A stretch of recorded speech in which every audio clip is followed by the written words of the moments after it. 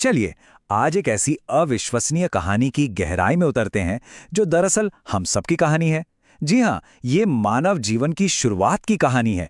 एक ऐसी कह सकते हैं महाकाव्य यात्रा जो होती तो माइक्रोस्कोपिक लेवल पर है, लेकिन इसका नतीजा जीवन का सबसे बड़ा चमत्कार है। तो सबसे पहला और सबसे बड़ा सवाल यही उठता है कि आखिर मानव जीवन की शुरुआत होती कैसे है। ये एक ऐसा सवाल है जिसने सदियों से वैज्ञानिकों से लेकर दार्शनिकों तक हम सबको हैरान किया है। तो चलिए आज इसका जवाब साइंस की नज़र से खोजने की कोशिश करते हैं। तो ठीक है, इस पूरी कहानी के कह सकते हैं दो मेन कैरेक्टर्स हैं और इन्हीं के मिलने से सब कुछ शुरू होता है। इस पूरी प्रोसेस का साइंटिफिक नाम है निषेचन यानी फर्टिलाइजेशन। और ये वो कह सकते हैं मैजिकल मोमेंट है जब मेल स्पर्म और फीमेल ओवम मिलकर एक बिल्कुल नई सेल बनाते हैं, जिसे कहते हैं युग्मज या जाइगोट। सच पूछिए तो इस पूरी जर्नी का अल्टीमेट गोल यही एक पल होता है। तो ये सफर शुरू होता है संभोग के दौरान, जब पुरुष के शरीर से लाखों करोड़ों स्पर्म स्त्री की योनि में प्रवेश करते हैं। सोचिए, एक या दो नहीं, लाखों करोड़ों। और बस यहीं से शुरू होती है जिंदगी की सबसे बड़ी और सबसे मुश्किल रेस। अब बात करते हैं स्पर्म की उस इनक्रेडिबल जर्नी की। और ये कोई आसान सफर नहीं है, ये सीधी सादी सड़क तो बिल्कुल नहीं है, बल्कि ये चुनौतियों और खतरों से भरी एक तरह की एपिक जर्नी है। ये कहानी इसलिए भी हैरान करती है क्योंकि ये लाखों में से सिर्फ एक की कहानी है। जरा सोच कर देखिए, लाखों कॉम्पिटिटर्स एक ही मंजिल की तरफ भाग रहे हैं, पर विनर तो सिर्फ एक ही होगा। तो ये रास्ता है कैसा? देखिए, स्पर्म को पहले तो योनि के एसिडिक माहौल से बचकर निकलना है, फिर गर्भाशय की एक बहुत लंबी दूरी तय करनी है, और फिर पहुंचना है अपनी फाइनल डेस्टिनेशन तक, अंडवाहिनी यानी फैलोपियन ट्यूब। मतलब अपने साइज के हिसाब से ये एक बहुत ही लंबी और मुश्किल यात्रा है। और इस मुश्किल सफर की कड़वी हकीकत यह है कि ज्यादातर स्पर्म रास्ते में ही खत्म हो जाते हैं, दम तोड़ देते हैं। सिर्फ कुछ ही जो सबसे स्ट्रांग हैं, सबसे तेज हैं और शायद सबसे लकी हैं, वही अपनी मंजिल तक पहुंच पाते हैं। चलिए अब चलते हैं उस सबसे डिसाइसिव मोमेंट पर, जब ये एपिक जर्नी अपने क्लाइमैक्स पर पहुंचती है। वो क्षण है निषेचन का। अच्छा, इस कहानी में स्पर्म के साथ साथ एक और मेन कैरेक्टर है, और वो है अंडाणु यानी ओवम। होता क्या है कि फीमेल की मेंस्ट्रुअल साइकिल के लगभग 14वें दिन ओवरी से एक मैच्योर एग निकलकर फैलोपियन ट्यूब में आ जाता है।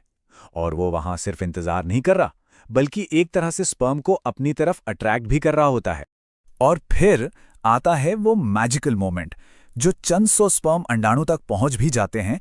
उनमें से भी सिर्फ एक सबसे हेल्दी और तेज स्पर्म अंडाणु की प्रोटेक्टिव लेयर को तोड़ने में कामयाब हो पाता है। और ये बात बहुत दिलचस्प है। जैसे ही एक स्पर्म अंदर जाता है, अंडाणु फौरन अपनी बाहरी परत को बदल देता है। समझ लीजिए कि वो खुद को लॉक कर लेता है। एक तरह का इनविजिबल दरवाजा बंद हो जाता है, जो किसी भी दूसरे स्पर्म को अंदर आने से रोक देता है। गेम ओवर, विनर डिक्लेयर हो चुका है। तो विनर तो मिल गया, पर कहानी अभी खत्म नहीं हुई है। बिल्कुल नहीं, बल्कि अब तो एक नए चैप्टर की शुरुआत होती है, युग्मज से भ्रूण तक का सफर। जब स्पर्म और एग का जेनेटिक मटेरियल, मतलब उनके न्यूक्लियस, आपस में मिल जाते हैं, तो एक बिल्कुल नई सिंगल सेल बनती है। इसी को कहते हैं युग्मज या जाइगोट। और यही वो पहली कोशिका है जिसमें एक नए इंसान का पूरा ब्लूप्रिंट छिपा होता है। सोचिए, सिर्फ इस एक सेल के अंदर जिंदगी का पूरा जेनेटिक कोड मौजूद है। इसमें होते हैं टोटल 46 गुणसूत्र यानी क्रोमोसोम्स, और यही क्रोमोसोम्स तय करते हैं कि आंखों का रंग कैसा होगा, बालों का स्टाइल क्या होगा और न जाने क्या क्या। तो ये 46 क्रोमोसोम्स आते कहां से हैं? बड़ा सिंपल है। ठीक आधे यानी 23 आते हैं पिता के स्पर्म से और बाकी के 23 आते हैं माता के एग से। मतलब इस नई जिंदगी को बनाने में दोनों का बिल्कुल बराबर का हिस्सा है। अब ये अकेली सेल एक कमाल की स्पीड से डिवाइड होना शुरू कर देती है। 1 से 2, 2 से 4, 4 से 8, और ये प्रोसेस लगातार नॉन स्टॉप चलता रहता है। सेल्स का ये बढ़ता हुआ गोला अब कहलाता है भ्रूण यानी एम्ब्रियो।